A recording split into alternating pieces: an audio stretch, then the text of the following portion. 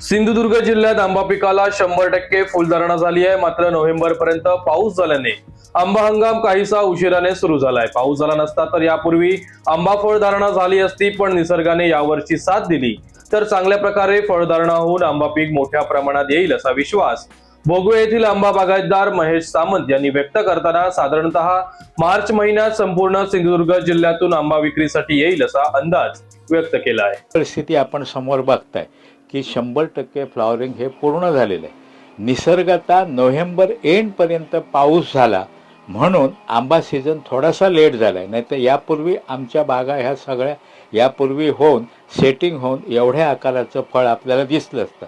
आज फळ आहे त्या तुलनेत पण तू चांगल्या प्रकारे फ्लॉवरिंग 100% पूर्ण झालेलं आहे। सेटिंग पण व्यवस्थित होत आहे। निसर्गाने जर यापुढे आपल्याला चांगली साथ दिली तर निश्चितपणे यावर्षी चांगल्या आंब्याचा मोहर येऊन चांगली फळधारणा होऊ शकते अशी आमची खात्री। तरी परिपक्व आंबा या बागेतून किंवा कोकणातून कधी निघेल अंदाज?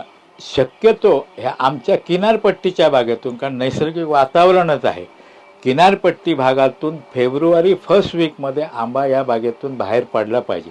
पण ऑल ओव्हर जर सिंधुदुर्गचा विचार केला असेल तर मार्च हा सीझन आहे, पण किनारपट्टीच्या बागेत फेब्रुवारी फर्स्ट वीकमध्ये माल बाहेर पडला।